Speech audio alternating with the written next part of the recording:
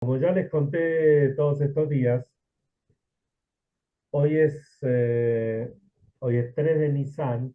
Cada uno de estos días el, era, cuando fue en el segundo año de que el pueblo estaba en Egipto, Rosh Chodesh Nisan, al comienzo del mes de Nisan, y durante 12 días fue la inauguración del Mizbeach, del altar. Y cada día había otra tribu que traía las ofrendas y todo lo que se traía. El día de hoy corresponde a la tribu de Zebulún. Zebulún eran socios de los de Isahar. Isahar y Zebulún era la parejita. ¿Y en qué consistía la sociedad? Los de Zebulún, los de Isahar, estudiaban Torah todo el día, como les conté ayer. Estudiaban Torah, eran grandes sabios del Sanedrín, sabían cosas muy profundas, como por ejemplo todo el tema de la astrología, astronomía, todo el tema de cómo armar los calendarios, etcétera. Y Zebulún eran grandes navieros. Ellos conocían, surcaban los mares y los ríos y hacían muchos Geschäften, muchos negocios. Entonces, cuentan los sabios cuál era la sociedad de Isahar y Zebulún. Isahar eran los que estudiaban Torah, fundamentalmente, y Zebulún eran aquellos que mantenían a los de Isahar para que ellos estudiaran Torah con el dinero que ellos hacían. Y la Torah que estudiaban los de Isahar incluía a los de Zebulún para, digamos, cubrir los momentos que ellos no podían estudiar porque estaban trabajando, estaban en el mar, y a su vez, o sea, se nutrían unos de los otros. Esto es el Am Israel, el pueblo de Israel es así. Unos nos nutrimos con los otros. ¿Qué tal, Marcelo? ¿Cómo va? Me encanta porque siempre en la pantalla tengo a los dos Marcelo, siempre uno al lado del otro. No sé por qué, pero siempre se ponen así, por lo menos en la mía. Bueno, vamos a lo que dice la Yom Yom de hoy, muy interesante. Ayer fue el Yortzeit del Rebbe Rashab, del padre del Rebbe anterior.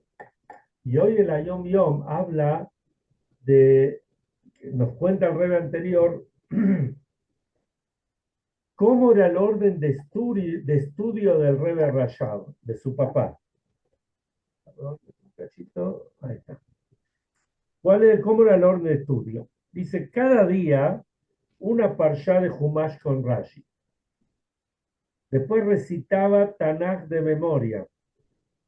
El Tanaj es el acrónimo de Torah, Nevi'im y Ketuvim, los 5 libros de Moshe, los profetas y las escrituras. Él recitaba un capítulo por día de todo el Tanaj, uno de cada uno de Torah, otro de Nevi'im y otro de Ketuvim. Un capítulo de Mishnayot, un estudio regular de 2 folios semanales de Gemara en profundidad y otro de estudio rápido, 3 folios diarios. De hecho, en la yeshiva, esta era la forma como se estudia, por lo menos en las yeshivot de Chabad, cómo se estudia el Talmud. Se toma cada año otro tratado del Talmud, que se lo estudia página por página, con todas las explicaciones, comentaristas, legisladores, etcétera. Eso es la mayor parte del día. Y un par de horas, o una hora, hora y media, depende, se toma otro tratado del Talmud, o el mismo tratado que se estudia a la mañana, pero algunos capítulos más adelante, y se estudia solamente la Gemara con Rashi, como para ir ampliando los conocimientos. El Rebbe Rashab estudiaba 2 páginas por semana en profundidad y 3 páginas diarias, digamos, en forma para ampliar los conocimientos. También estudiaba, esto es cada día, un estudio de Talmud Yerushalmi. También una sesión de estudio, no todos los días, de legisladores. En el curso de un año concluía el estudio de todo el Midrash Rabbah, tomando prestado en las hidrot extensas y saldando cuentas en las cortas.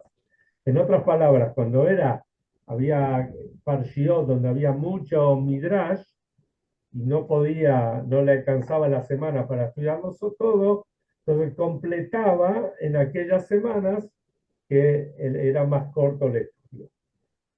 Bueno, que Dios nos otorgue y nos ayude, que podamos seguir lo máximo cada uno de su ritmo. Ayer empezamos a hablar en el Shiur de ayer, es un tema muy interesante, ¿qué significa Zman Heiluteilu?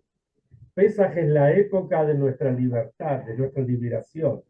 Entonces, ¿qué significa estar en libertad? Explicamos ayer, lo pueden mirar en el Shiur de ayer, o escuchar, significa aquella persona que está bajo el yugo de la Torá, esa es la persona verdaderamente libre. ¿Por qué es libre? Porque está cumpliendo su cometido en este mundo. Hashem manda cada neshama, cada alma la manda para investirse en un cuerpo, y ese alma tiene una misión que cumplir. ¿Cuál es el camino para cumplirlas? Cumpliendo con la voluntad de Hashem, que eso es la Torah. Y las herramientas son las mitzvot. Entonces, cuando uno tiene una vida acorde con esto, verdaderamente libre. Y al contrario, se siente satisfecho y cada vez quiere más, se siente cada vez mejor. Y trajimos el ejemplo ayer, que una persona, por más que tenga algo, que tenga un objetivo y lo logre, una vez que lo logró, ya está, lo logró y después tiene que buscarse otro objetivo y otro, porque si no se deprime. Ya está, nadie está satisfecho con lo que tiene. Y no es bueno tampoco estar satisfecho con lo que uno tiene. Solamente en la parte material realmente sí es bueno. En la parte espiritual siempre que tenemos que tratar de seguir creciendo. Las personas muchas veces nos planteamos, ¿es necesario consultar todas las dudas que uno tiene con el rabino, con el mentor, con un amigo, con quien sea? ¿Es necesario todo esto estar compartiendo o no compartiendo? ¿No nos priva por ahí de cierta libertad todo esto? Entonces, vamos a analizar un poquito lo que representa justamente la libertad. Y la libertad es potenciar las virtudes, los dones que fuimos dotados por ayer. Y para poder entender esto, siempre tenemos que ir a la parashá de la semana. En la parashá de la semana se encuentra todo. La parashá de la semana habla un tema que es difícil, pero primordial, fundamental, que es el tema de los korbanot, de las ofrendas. A mí me gusta decir ofrendas, pero la traducción exacta, o no sé si exacta, pero muchos lo traducen como holocausto o como sacrificio. Y cuando nosotros escuchamos, seamos sinceros, escuchamos la palabra holocausto, como está traducido en muchos Humashim, buenas traducciones, la palabra holocausto nos trae a la mente otras cosas, otros momentos. La Shoah, la Inquisición, las hordas de Khmelnytsky, las cruzadas, Hamas, Hezbollah, etcétera, el 7 de octubre, y desgraciadamente tantos momentos que uno lo relaciona con esta palabra. Y acá estamos hablando casi todo un sefer de la Torá. Y el libro de Vaikra, el tercer libro que estamos empezando a estudiar y a profundizar y a vivir con él en esta semana. Pero si miramos las dos primeras parshiot, la de esta semana Vaikra y la de la semana que viene Tzav, habla permanentemente o prácticamente de todos los korbanot, así se dice en hebreo, todos los korbanot que hay, las diferentes korbanot, que fundamentalmente venían para expiar los pecados, de agradecimiento. Había distintos tipos de korbanot. Entonces, ¿cómo podemos llamar el corbán como si fuera un holocausto, un sacrificio? Tenemos que ser muy cuidadosos justamente cómo nosotros lo traemos. Hay una explicación muy famosa que ya la traemos todos los años, pero es necesario refrescarla, que dice, de los primeros versículos dice, Adam ki akrib mikem korban la Hashem. Cuando una persona acerque de ustedes una ofrenda para Hashem. Entonces pregunta al Alter Rebbe, fundador de Chabad, primer Rebbe de Chabad, Balatania, autor del Tania, pregunta al Alter Rebbe y dice, está mal aparentemente la composición gramática. Dice, Adam y Akrib Mikem, cuando una persona acerque de ustedes una ofrenda para Hashem. Tendría que decir, una persona de ustedes, cuando va a ofrendar, va a traer una ofrenda. Entonces se explica al Alter Rebbe que esto se refiere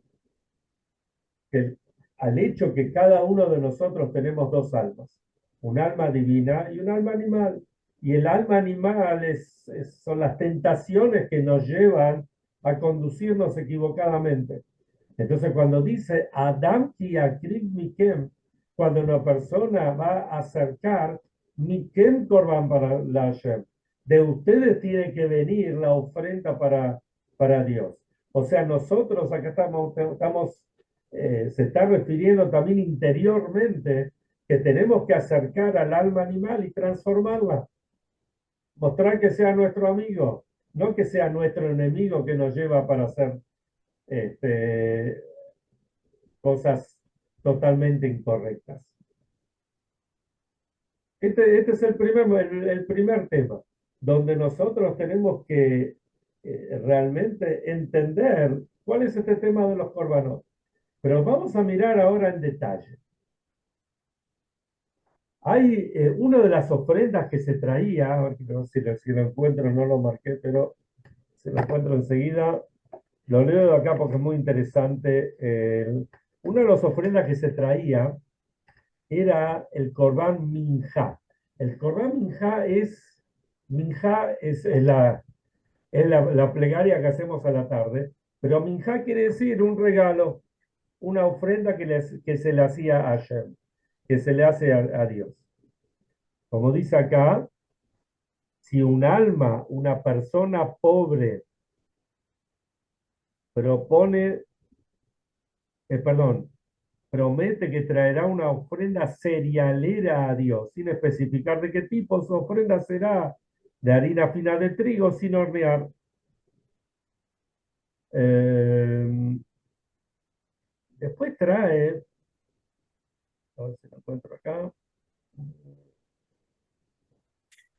Bueno, no encuentro justo cuál es el versículo, eh, que dice, de hecho lo decimos todos los días, dice así, que no se lo podía comer con hametz y tampoco se le podía poner ni levadura a la harina ni miel. Interesante, ¿no? No se le podía poner ni levadura ni miel. Y no podía ser hametz. Esto tenía que ver con pesas también. No podía estar inflado, etc. Ahora, por el otro lado dice, Behol korban minjatja bamelach timlo. Dice el versículo 13 del capítulo 2, dice, sazonarás con sal cada uno de los sacrificios de tus ofrendas cerealeras. No excluyas la sal de ser colocada sobre tus ofrendas cerealeras. El pacto de tu Dios celebrado durante los 6 días de la creación, que siempre colocará sal sobre el altar. También la sal tiene una propiedad que nunca se pudre. Y de hecho, en muchos, la carne, muchas veces los pescados, se ponen en sal y eso los mantiene que no se echen a perder. Pero aparte de eso, acá llama la atención. Por un lado, no podemos usar ni levadura, ni usar este, miel. ¿Qué hace la levadura? La levadura hace que la masa se infle, obviamente. ¿Y qué hace la miel? La miel hace que tenga un gustito más dulce. Viene la Torá y nos dice, el gusto del corbán, de la ofrenda, tiene que ser natural. No hay que cambiarla no hay que ponerle aditivos, como vieron hoy en día, muchos de los, Dios, lamentablemente, que Hashem nos proteja, muchos de los problemas digestivos que tenemos hoy en día por todos los aditivos que le meten a los distintos productos, entre ellos la harina. La harina en otras épocas era algo muy natural. Hoy en día, por cuestiones económicas y de rendimiento, se le pone distintos productos que obviamente no hacen bien. Pero ya aprendemos de los corbanot que no se le podía poner nada, ni siquiera se le podía cambiar el gusto. Por el otro lado, viene la Torá y nos dice, pero todo corbán, toda, como se dice, toda ofrenda tiene que tener sal. ¿Qué quiere decir que tiene que tener sal? Explican los sabios, que en realidad la sal no le cambia el gusto a la comida, sino que la sal hace que la comida tenga gusto. La sal potencia el gusto de la comida. Escuché que creo que en Japón comen sandía con sal. Parecería algo rarísimo. Si uno la sandía dulce, la sal obviamente salada, si le sazonamos la sandía con sal, entonces le cambia el gusto. Dicen que no le cambia el gusto para nada. Bueno, lo vamos a probar, a ver si realmente es así. Pero debe ser así, si los japoneses lo comen, debe ser rico, seguramente. Entonces, se explica qué es lo que hace la sal. Cuando la sal no le cambia el gusto a las cosas, sino le potencia su gusto. ¿Qué hace la sal?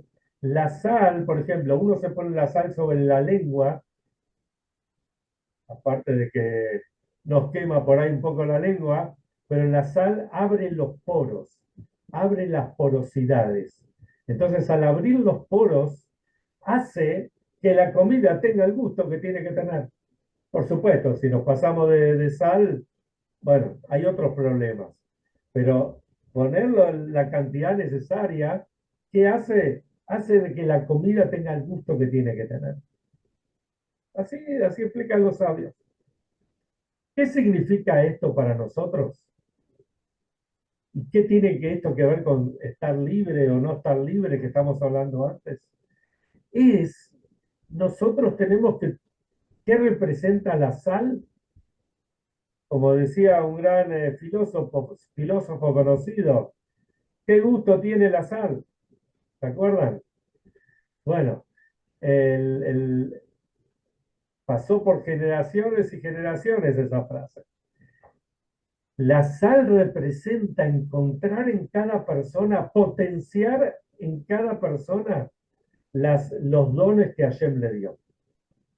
Entonces, cuando Hashem nos da un don y nosotros lo utilizamos, y lo utilizamos al máximo, entonces ahí somos libres, porque no estamos encasillados en tratar de hacer cosas que no podemos o no sabemos hacer. Al contrario, utilizamos esas herramientas, esos skills, esos dones que tenemos para mejorar el mundo, para hacer de este mundo una morada para Hashem, en el aspecto personal y en el aspecto general. Fíjense algo interesante. Pesaj, y esto es algo que cada año, por lo menos yo lo veo con más, cada año se hace más profundo esto que les voy a manifestar ahora. Pesaj es Manjeruteno, la época de la libertad. Pero le preguntamos a cualquier señora, especialmente, que quiere hacer Pesaj como Dios manda, y ya un mes antes de Pesaj está enloquecida. Esto es libertad. Tener que estar ya en los supermercados no encontramos comida normal, todavía faltan 10 días para Pesaj y nos cuesta encontrar algo normal porque está todo lleno de Pesaj. Y la gente empieza a cocinar no sé cuántos días antes. Y tiene que haber esto. Y esto parece más que salir de Egipto, entramos a la esclavitud. Y de hecho, las mujeres llegan, y los hombres también, porque una cosa lleva a la otra, y esto lleva a que llegamos al ceder de Pesaj destrozados, especialmente al primero. Este año tenemos la ventaja que tenemos que tener todo listo un día antes. La semana que viene vamos a hablar de esto, si Dios quiere. Entonces, bueno, tenemos un día para descansar, pero todos los años comunes, yo estoy seguro que la mayoría de nosotros llegamos al primer ceder semi-destruidos. Entonces, ¿cómo es la cosa?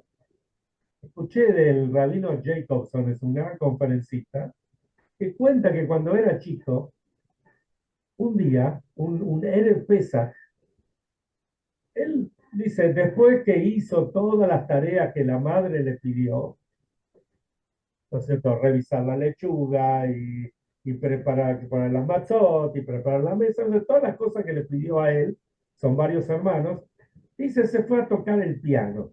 A él le gustaba tocar el piano, dice, media hora antes de que se prendan las velas, cuando en todas las casas estamos corriendo de un lado para el otro, el pibe, que yo tendría por ahí 10, 11 años, se puso a tocar el piano.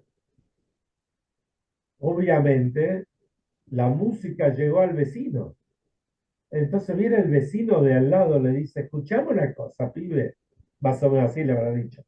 La traducción al inglés. ¿No tenés lo que hacer ahora, antes de Pesaj, más que ponerte a tocar el piano? Entonces él recuerda de chico, o sea, esa picardía que tienen los chicos, y dice, no, todo lo contrario. ¿Qué mejor preparación puedo tener para Pesaj que escuchar una linda melodía, inspirar el alma, para entrar realmente con la libertad y todo? Cuenta él que el vecino después de un tiempo le vino a agradecer esto. Le hizo clic, le hizo mostrar que, a ver, Pesaj Zman Jerutenu, la época de la liberación, tenemos que hacer lo posible, no lo que no se puede hacer. También uno quiere tener la misa linda, llena de gente, comida rica dentro de lo que se puede y tener todo. Pero, pero también es necesario que uno esté preparado para el ceder.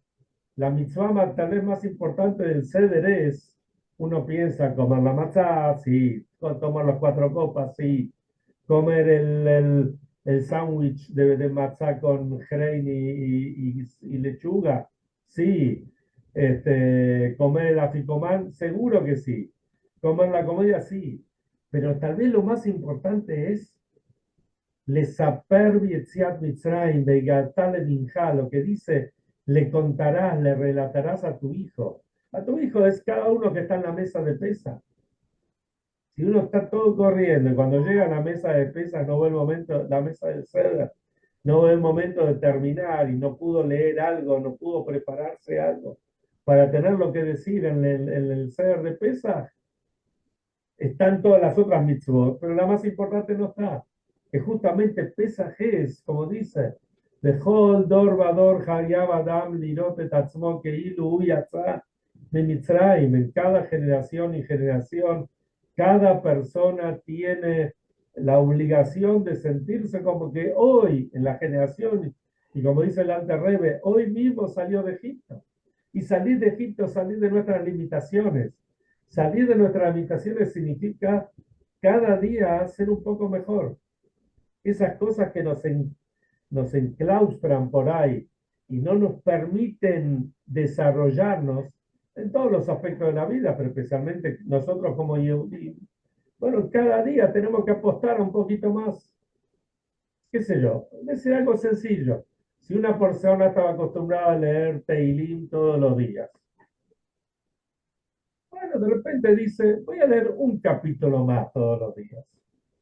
Uno estudia Torah todos los días, voy a estudiar 5 minutos más. Salir de Mitzrayim, de Egipto, no quiere decir que me voy a dedicar todo el día, me voy a meter una yeshiva todo el día. Ojalá el que pueda hacerlo, que lo haga. Seguro que sí. Pero si uno dice, voy a agarrar un libro, 5 minutos más por día, voy a leer, voy a tratar de cultivarme un poco más en mi judaísmo. Cuando pongo los tefilim todos los días, más que en vez de 5 minutos, leo el Shema, voy a empezar a leer un poquito de la Milá, un poquito más. Y el que hace más, que va a hacer un poquito más. Son todas cosas que son posibles, no son difíciles, lo que se necesita es la voluntad, y esa es la verdadera libertad.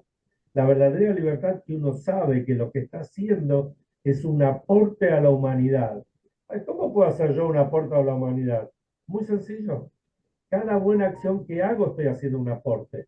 Porque si Hashem en su infinita sabiduría, en su infinitud, sobre todo poderoso, etcétera, quiso que un ser aparentemente insignificante como cualquiera de nosotros, agarrar un alma, tomar un alma santa, divina, que tiene una parte propiamente dicha de Dios, y investirla dentro de un cuerpo para que le dé vida, entonces no lo hizo sin sentido.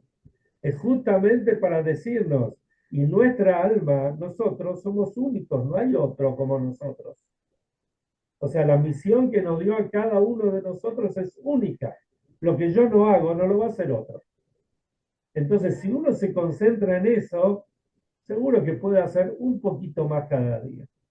Y este poquito más que hacemos cada día va a hacer que se cumpla lo que dice el profeta. Como los días de la salida de Egipto se nos van a mostrar maravillas, y el Rebbe todo un año habló si se nos van a mostrar maravillas o maravillas se nos van a mostrar, la diferencia de una y la otra, pero es un comentario maravilloso del Rebbe. Lo importante es que sea realmente que veamos las maravillas con el Mashiach, y hoy para demostrar eso nos pasamos 3 minutos. No fue tan terrible, pienso, y sin embargo salimos del Mitzrayim, del Shiur de ayer.